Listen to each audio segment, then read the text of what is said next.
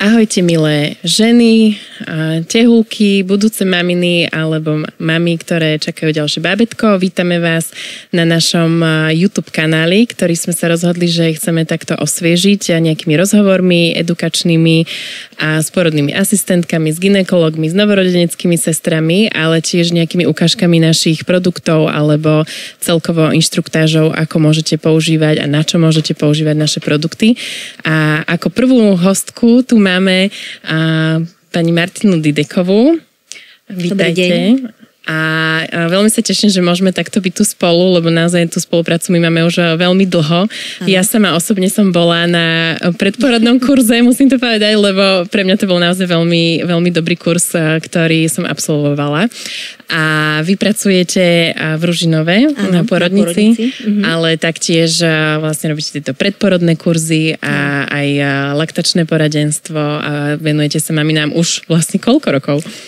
No, pracujem na porodnici 32 rokov, takže to je strašne dlho a predporodné kurzy robím 13-14 rokov, takže naozaj dlho. Áno, takže tá prax tam je už dlhá, už kade, čo ste si zažili a preto chceme aj takto pozdieľať ďalej nejaké informácie pre maminy, ktoré budú spojené aj s tým, ako môžu vlastne použiť aj naše produkty.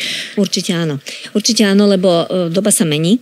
A nemusíme veci robiť od podlahy, ale máme teraz výhodu, že existujú naozaj niektoré výrobky, ktoré veľmi spríjemňujú tým ženám to poporodné obdobie, kedy vlastne potrebujú sa dostať čo najrýchlejšie do toho štandardného stavu, aby sa dokázali venovať sebe, bábätku a teda aj celej rodine potom následne. No a keby som teda mohla úplne tak začať hupnúť do tej starostlivosti, o ktorej sme sa bavili, a teda o tú matku, ktorú my sme už posledné roky tiež priniesli na trh, aj celkovo s tým motom alebo s tým povedomím o tom, že žena sa potrebuje postarať aj sama o seba. Tak čo by ste povedali, že čo je takou alfou a omegou tej starostlivosti o mamu po pôrode?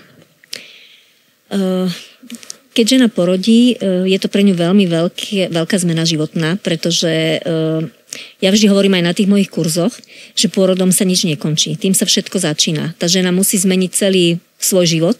Jasné, že tam má aj partnera, ktorý môže sa nejakým spôsobom môže pomôcť tej manželke prekonať alebo partnerke prekonať túto fázu, ale tá starostlivosť o dieťa je veľmi intenzívna a častokrát žena odchádza z pôrodnice ubolená, má bolestivú hrádzu, prsníky sa nalievajú, je unavená, teraz dieťa do toho. Je toho strašne veľa, čo ona musí zvládnuť a preto musíme predovšetkým myslieť na to, aby ona ten svoj organizmus nejakým spôsobom čo najskôr sfunkčnila, aby dokázala žiť bez bolesti a dokázala sa tešiť z toho, že tamto dieťa má, pretože tým, že je vyčerpaná a tým, že ju niečo bolí alebo všetko bolí z pôrodu, tak vlastne tá starostlivosť o dieťa je trošku horšia. Určite je veľmi dôležité myslieť na to, ako sa starať o hrádzu. To je jedna dôležitá vec, pretože väčšinou tá hrádza bude poranená alebo je len opuchnutá. Už to je určitý diskomfort, ktorý tá žena má. Áno. Taktiež žena krváca po pôrode. To je vec, ktorú nie všetky ženy vedia, že krvácať budú. Tak sú z toho prekvapené. No a samozrejme potom je tam tá starostlivosť o tie prsníky, ktoré sa nalievajú a bolia. Takže to všetko je taký komplex, ktorý tá mamina musí nejakým spôsobom prekonať, prežiť a zvládnuť a prispôsobiť sa tomu. A ono celá tá rekonvalescencia ako taká trvá minimálne tých 6 až 8 týždňov.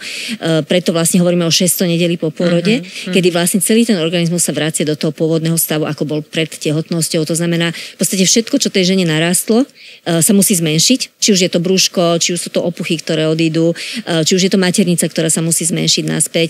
Okrem prsníkov. Tie teda sa nalievajú, rastú, pretože tá žena predpokladáme, že bude dojčiť a tým pádom sú tie prsníky prispôsobené na to dojčenie tým, že teda narastú a zväčší sa tam mliečna žľaza a produkuje mliečko. A jedna z takých podstatných vecí určite pri tej starostlivosti je hygiena. A ako má žena dodržiavať, alebo akú hygienu má dodržiavať po pôrode, že je v tom nejaký rozdiel oproti tomu bežnému životu, to nazvem, alebo nie, ako to vidíte vy? Hygiena je veľmi dôležitá, pretože záleží od toho, či je poranená hrádza alebo či nie. Pokiaľ je tá hrádza intaktná, to znamená neporanená, tak v podstate tá hygiena je úplne bežná, ako bola pred tehotnosťou. To znamená, že dôležité je, aby sa žena pravidelne sprchovala, aby sa po každej stolici močení osprchovala. Môže používať rôzne neparfémované mydlá, detské mydlá, to sú veci, ktoré neuškodia. Môže vetrať tú hrádzu, ale keď nie je poranená hrádza, v podstate tam nie je čo riešiť.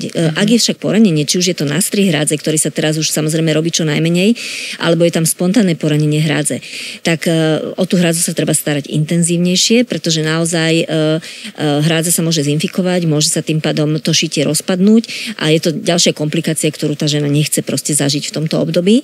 V prvom rade u nás to, čo je dôležité, je teda to oplachovanie hrádze. To je základná vec.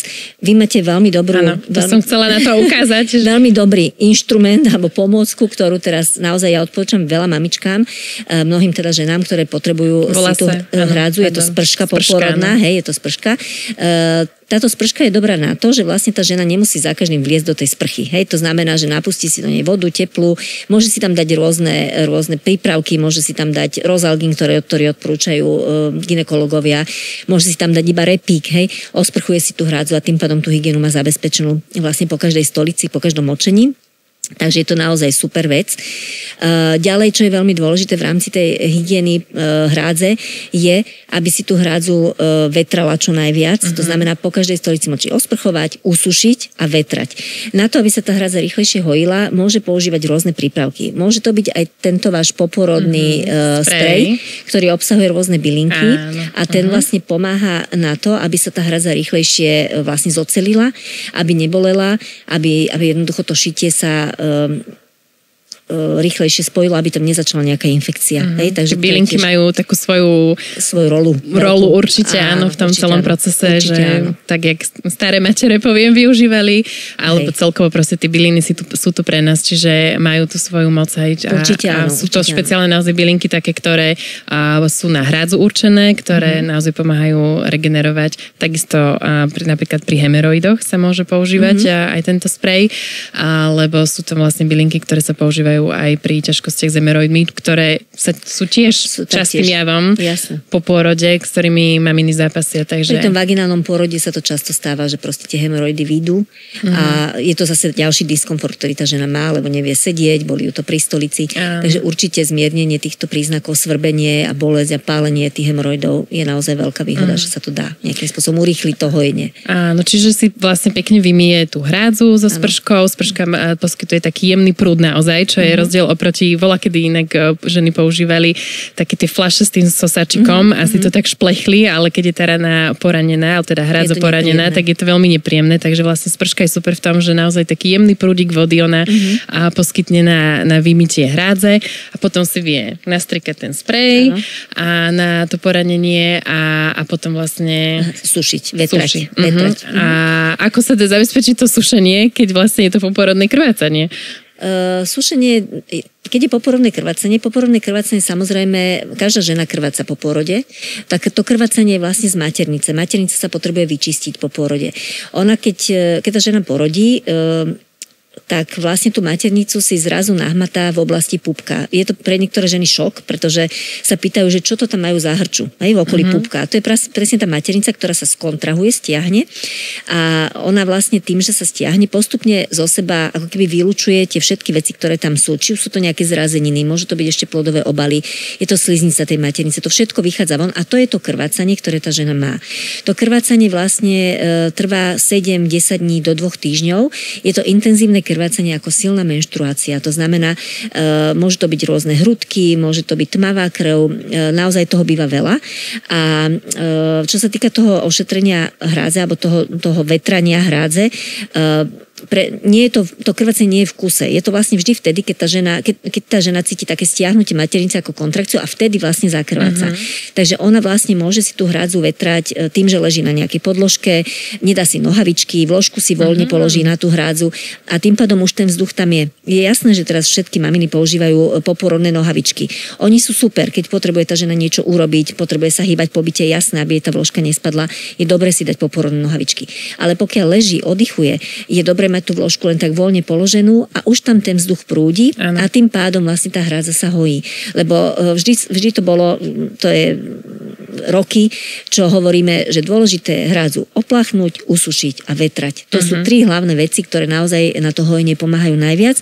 A samozrejme môžeme tomu pomôcť bylinkami, môžeme tomu pomôcť poporodnými vložkami, ktoré obsahujú bylinky, hej. Proste sú rôzne ďalšie veci, ktorými môžeme tú hradzu rýchlejšie zahojiť, ale to sušenie a vetranie je teda najdôležitejšie.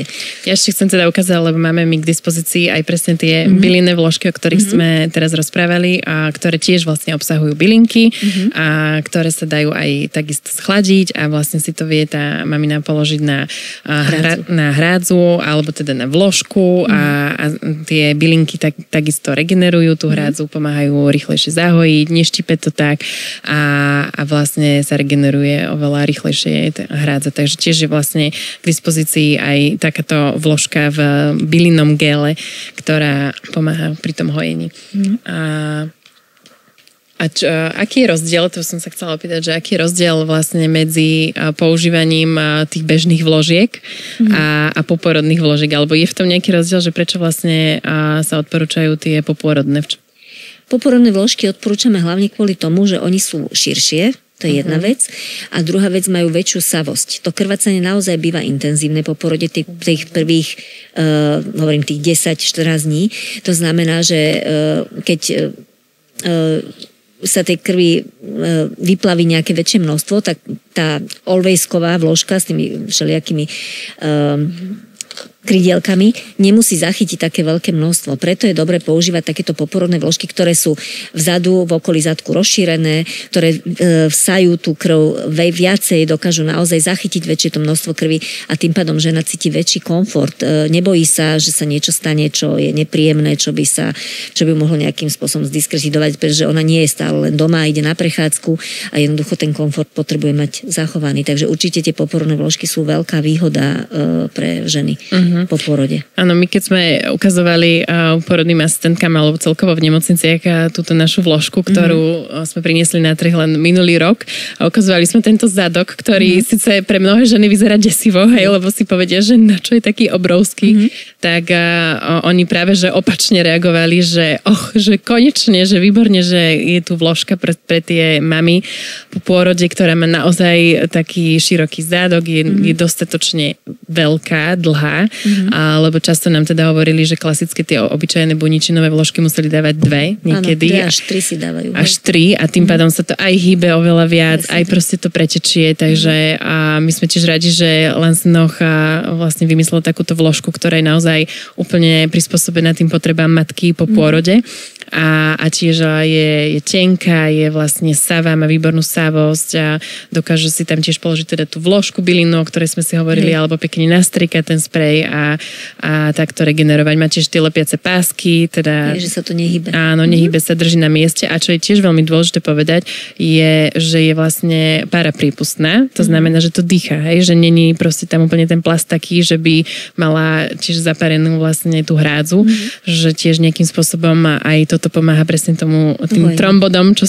ste povedali, že sú veľmi dôležité pri tej poporodnej regenerácii. Takže to sú vlastne tieto vložky a kedy zhruba sa to mení, hej? Že to celé 600 nedelie potrebujeme mať takúto obrovskú vložku? Nie, to krvácenie teda tých 10-14 dní také intenzívne a potom postupne slabne. Potom hovoríme, že vlastne vychádzajú z tej ženy tzv. Očistky. Ono to krvácanie sa volá celkovo očistky. Tých 10-14 dní je to silné krvácanie, potom začína to krvácanie blednúť, to znamená býva to také hnedočervené krvácanie, potom hnedastý výtok, žltohnedý, až nakoniec je taký belavý. A vlastne to čistenie tej maternice trvá zhruba tých 6 týždňov. Zase preto je toto 600 nedelie, kedy aj tá maternica sa postupne zmenšuje. To znamená, na začiatku po porode v oblasti pupka alebo 2 prsty pod pupkom postupne klesá. Žena si ju povedzme okolo toho 3. 4. týždňa už nahmatá len tesne nad lonovou kosťou a potom zrazu sa tá maternica schová znovu do lona alebo do tej panvy, tak ako bola pred tehotnosťou, že žena nevie, že ju tam má, hej, že si ju nevie vyhmatať. A to je vlastne už to konečné štádium toho obdobia 600 nedelia, kedy vlastne tá maternica je vyčistená, je prázdna, je malá, je zmenšená a tá žena už v podstate potom sa cíti dobre. Preto aj tá vložka sa môže meniť. Hej, prvé tie 2 týždne by mala nosiť túto veľkú vložku, potom môže použiť tie menšie vložky, ktoré sú síce zase tiež savé, dajú sa prilepiť, ale už sú menšie, už sú trošku komfortnejšie. Ale veľmi dôležité je, aby mamičky po porode nepoužívali tampóny, pretože treba si predstaviť, že ten krčok maternice, ktorý sa musel otvoriť na to, aby prešlo bábätko cez pôrodné cesty alebo cez tú maternicu, tak takisto sa musí zatvoriť. A ono tým, že by si zavadzala tampóny do tej pošvy, tak môže sa stať, že buď ten tampón si zavedie hlbšie, čo by nebolo dobré, alebo môže si zaniesť infekciu do pošvy a tým pádom aj potom nastane do maternice. A zápal maternice nie je veľká sranda, hej, tam proste sú to veľké bolesti, teploty a to je septický stav, ktorý naozaj ohrozuje až život ženy, pokiaľ sa nelieči veľmi rýchlo antibiotikami.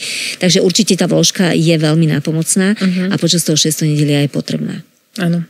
Takže to krvácanie je teda úplne iné, sme si spomínali, hej, že nie je to taká tá klasická menštruácia, preto sú tie vložky tomu prispôsobené. Ano. Po tých 2 týždňoch zhruba sa to mení, dajú sa vymeniť, už vlastne sa dá používať presne takéto tenšia, menšia, už aj to krvácanie je také slabšie.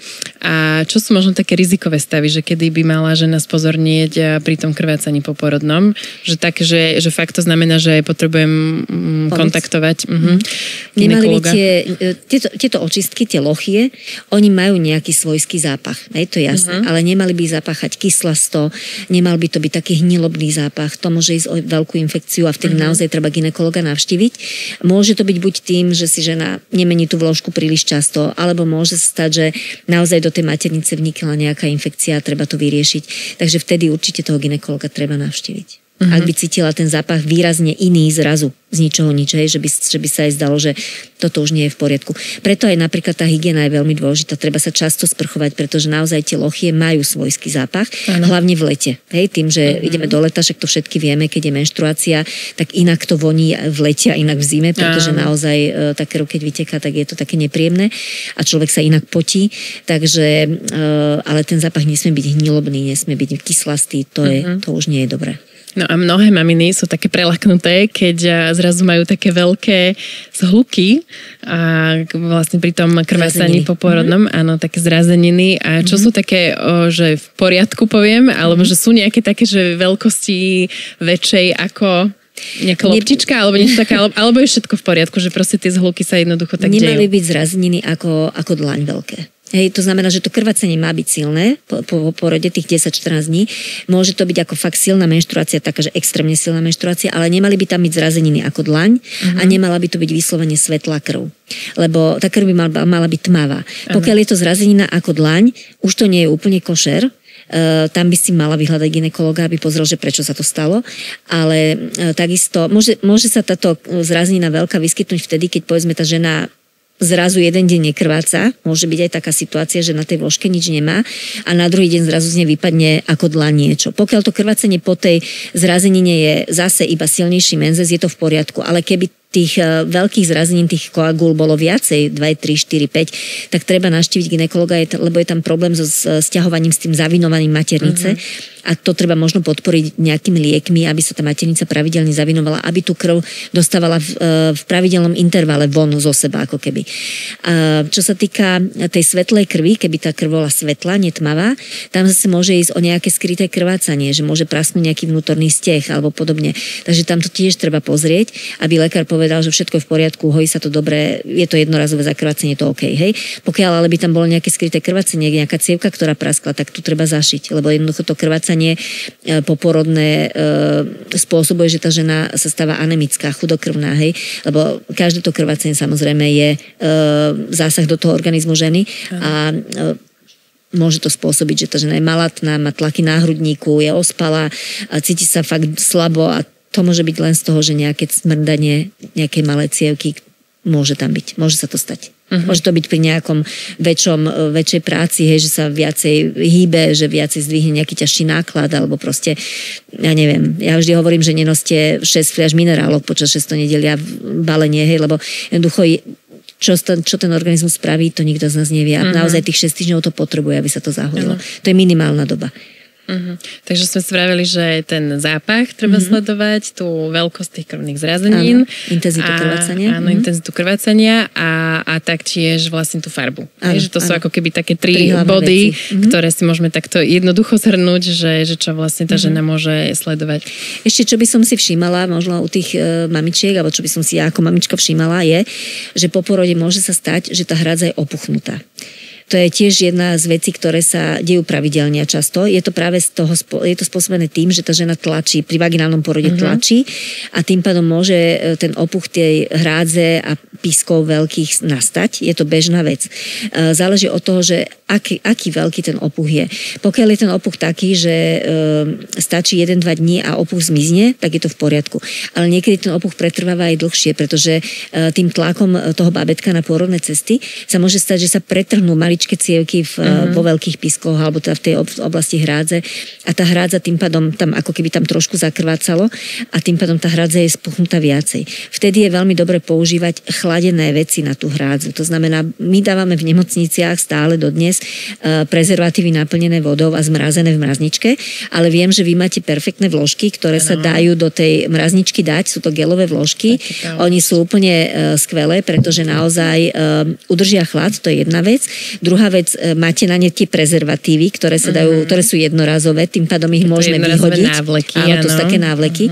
Takže ten návlek, keď sa tam dá, zakrvácia sa, vyhodí sa a tá hrádza postupne, keď sa mrazí, keď sa chladí, tak odpuchá. Takže naozaj je to super, pretože na opuchnutú hrádzu je najvhodnejší chlad. Nedávať si na to teple, lebo tým teplým sa vlastne ten opuch ešte zväčší.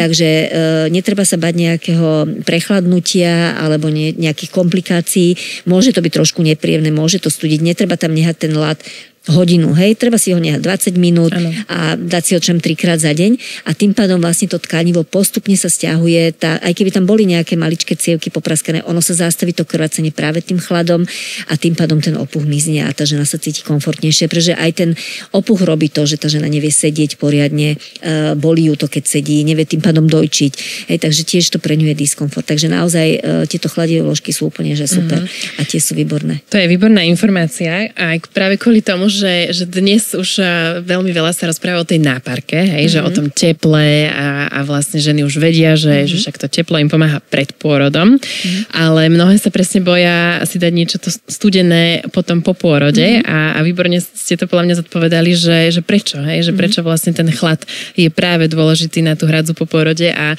nám to naozaj veľmi často tí zdravotníci aj v nemocniciach alebo aj na kongresoch, keď chodíme, nám to zvestovali aj tu na Slovensku, ale aj v Čechách, že teda čo používajú, že vynašli sa, lebo nemali možno iné prostriedky, ako pomôcť tej žene a keďže chceli jej ten chlad zabezpečiť, tak používali presne tieto kondomy a to dávali ženám naplnené teda vodou a zamrazené, ale to sa aj topí, aj proste nie je to úplne také prispôsobiteľné, ako je táto chladivá vložka, aj keď ona sa dá použiť aj ako teplá. Hej? To chcem len povedať, že ona je vlastne aj ako teplá, aj ako chladivá a vie ju použiť aj na hrádzu, ale celkovo je to ako taký obklad, ktorý môže použiť žena, aj keď už má toho dosť.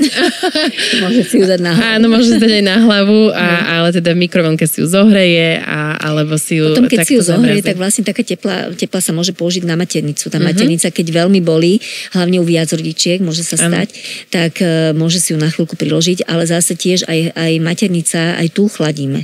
Aj po pôrode, keď sa ťažšie sťahuje hneď po pôrode, tá maternica dávame ľad, ktorý spôsobí, že tá maternica skontrahuje rýchlejšie, stiahne sa, tým pádom zase sa zabraňuje tomu krvácaniu. Takže studený obklad by ste odporúčali aj na maternicu, hej? Áno, že si vlastne to tak priložiť no, potom po porode určite. Hneď po porode určite nie je to problém. A aj sa to dáva v nemocniciach? My to dávame hneď po porode, počas tých 2 hodín stáva sa to, že keď tá žena viacej krváca, keď zistíme, že tá maternica nie je úplne stiahnutá, tak ten ľad tomu pomôže. A tá maternica sa pekne skontrahuje a je to super.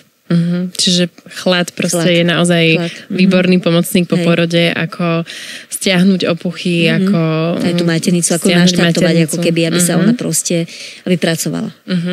A práve preto aj tie produkty, ktoré my máme na hrádzu po porode, tak vlastne oni viaceré sú možné schladiť alebo dať do mrazničky. Takisto napríklad aj ten sprej sa dá dať tiež do chladničky a tým pádom si vie ako studený sprej, chladivý sprej s bylinkami a takisto vlastne táto vložka, ktorá je naseknutá tým gelom bylinným, sa dá dať do mrazničky alebo do chladničky podľa toho zase aký ten chlad matka vyžaduje alebo by chcela a taktiež vlastne sa dá tak použiť.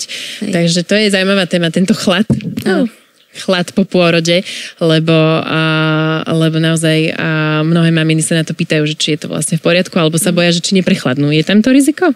Ja si myslím, že keď to nebudú mať, že 2 hodiny priložené, tak to riziko tam nie je. Lebo naozaj ono totiž to začne oteplievať, to znamená, sa to rozmrazuje a tým pádom to žena tým pádom odloží. To znamená, to trvá tých 15-20 minút, kedy to má účinok a potom ho to treba dať znova zmraziť a zase si to priložiť povedzme za 3 hodiny.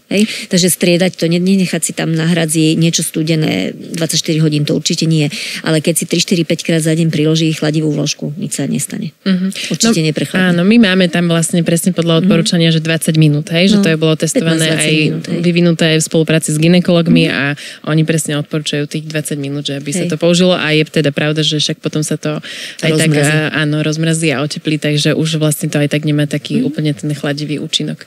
Takže tak a bavili sme sa teda o tej hygiene, kde sme aj tú spršku spomínali, bavili sme sa o tom chlade po pôrode, ktorý je dôležitý na regeneráciu lepšiu a ja by som sa chcela opýtať ešte, že ako je to teda možno odbočím úplne aj z týchto našich vecí, ale že s takou stravou, alebo čo ešte je možno dôležité na tú regeneráciu, že či napríklad strava, alebo celkovo proste tekutiny, alebo takéto nejaké veci. Či vôbec o tom treba rozprávať, alebo vnímate vy, že maminy to úplne majú uchopené a vedia tú životosprávu vlastne počas toho 6. nedelia dodržiavať? Tak stravovanie je dôležité predovšetkým kvôli dojčeniu a kvôli tomu, aby tá žena nabrala energiu, pretože pôrod ako taký, tehotenstvo ako také je veľmi vyčerpávajúce, tým, že sa menia všetky pomery v tom tele. Tá žena narastie, má tam bábätko, má iné postavenie tela, proste tá únava, lebo to dieťa berie si tie živiny od tej ženy, tak to všetko je naozaj intenzívne, obrovské a po pôrode sa to znásobí už len tým, že tá žena nespí po pôrode, pretože sa stará o dieťa, musí mnohokrát za nocom dojčiť, bojí sa o to bábätko, pozerá sa na ňo, proste určite neodchádza z pôrodnice vyspatá a oddychnutá, práve naopak. A preto je dôležité doma v rámci tej životospravy sa snažiť čo najviac oddychovať, snažiť sa spávať počas toho obdobia, keď spí dieťa. To znamená, ja tiež to vždy na tých kurzoch hovorím, že tie prvé týždne vôbec nemusí byť každý deň navarené, nemusí byť všetko upratané. Ide Veľká noc, nemusia mať umyté okna ženy. Dôležité je, aby ona mala energiu, pretože naozaj to vyčerpanie býva extrémne a žena potrebuje tú energiu nabrať. Takže dôležité je oddychovať, dôležité je správne stravovať. Tá strava je teraz veľmi taká kontroverzná, by som povedala, pretože samozrejme deti mávajú bolesti brúška, bývajú nafúknuté a vtedy tie ženy sa proste vzdajú tej svojej stravy bežnej a jedia len suché rožky 5-dňové, namastené maslom a opečené nejaké mäso na vode so suchými zemiakmi, len aby tomu dieťaťu sa nič nestalo. Vôbec to nie je dôležité. Dôležité je naozaj mať vyváženú stravu. Jesť veci, ktoré tej ženy chutia, snažiť sa stravovať, lebo sú mamičky, ktoré večer zistia, že ešte neraňajkovali.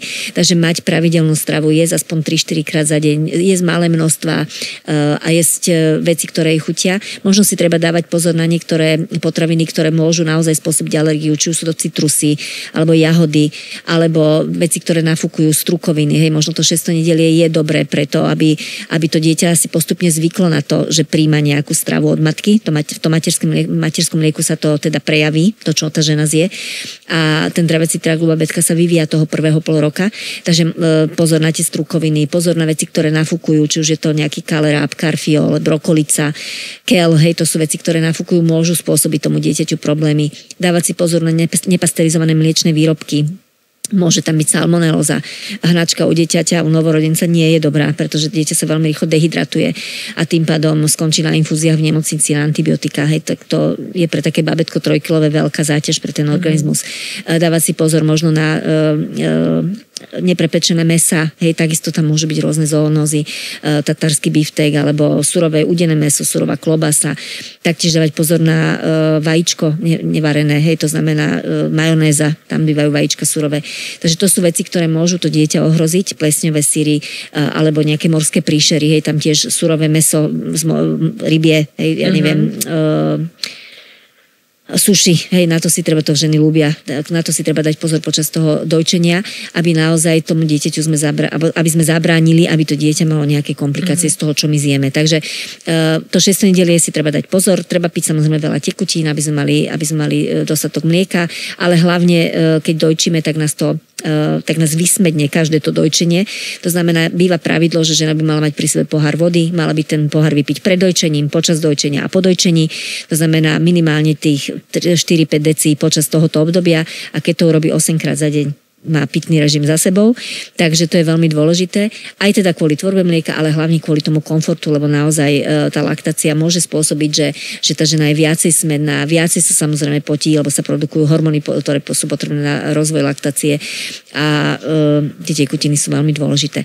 Po 6. nedeli už môže začať skúšať rôzne potraviny, môže ich začať zapájať, naozaj do konca 3. mesiaca by mala jesť všetko, čo jej chutí a to dieťa by si už malo na to zvyknúť. V prípade, že by babetko zareagovalo, že tá žena si dá zrazu brokolicu a začne by to dieťa nafúknuté, bolí ho brúško, prtká si viac ako bežne, plače viac ako bežne, tak možno treba tú brokolicu na týždeň, 2 vysadiť a zase ju potom znova zaradiť do tej stravy. Proste neostať tak, že teraz nebudem celé dojčenie 2 roky jesť brokolicu, to je hlúposť, pretože je to dieťa po 6 mesiacoch po narodení by malo začať jesť všetky potraviny postupne a bude v tom aj brokolica, takže ono si musí na to navyknúť, že tá brokolica bude súčasťou jeho stravy, povedzme, hej. Takže ale strava je dôležitá, aby bola vyvážená, aby bola pravidelná, aby to neboli naozaj len nejaké suché rožky, suché chleby a stáva sa to, že tie ženy naozaj nejedia. Hej, stáva sa to, že si proste dávajú strašný pozor, lebo dieťa plače. Tie koliky sú bežná vec, je to naozaj časté a treba to nejakým spôsobom vydržať. Možno sú lepšie masáže brúška pre to bábätko, možno teplé obklady na brúško, a teda trošku možno obmedziť nejaké veci v tej strave, ale nie, že sa nestravovať vyváženie. To je naozaj zle. Super, že ste to takto spomenuli, lebo je to jedna z vecí, ktorú určite aj my chceme viac ohlasovať, aj vlastne celé to naozaj moto tejto našej rady na hrádzu alebo proste pre tú matku malo názov, že postaraj sa o seba mama, lebo presne, že tak často sme tak fokusované na to bábätko, že potom zabudáme už aj sa o seba postarať, ale presne, že aj tá strava, aj vlastne tá hygiena, aj ten oddych, aj vlastne všetky tieto pomocníci, o ktorých sme rozprávali, nám pomáhajú v tom, aby sme sa aj o seba postarali, lebo keď to naše telo není tiež vyživené a naše telo oddychnuté, tak potom nedokážeme sa ani my vlastne poriadne postarať o to bábätko. Takže by som to možno takto celé ukončila presne s týmto našim heslom. A ďakujem veľmi pekne za cenné informácie a rady pre mami, ale tak by som to rada teda ukončila s tým, že naozaj sa postarajte aj vy o seba, mami, a dbajte o tú starostlivosť a my vám chceme vlastne pomáhať a slúžiť na tejto ceste s našimi Lansnov produktmi, ktoré si môžete vyskúšať a mnohé maminy ich už vyskúšali a naozaj im vlastne pomohli, tak verím tomu, že aj takto môžeme prispieť a pomôcť k tomu, aby sa mami mali dobre. Ďakujeme, že ste si nás vypočuli a budeme pokračovať aj v týchto rozhovoroch a s ďalšími zaujímavými hostiami a verím, že to bude pre vás prospešné. Ďakujeme. Ďakujem.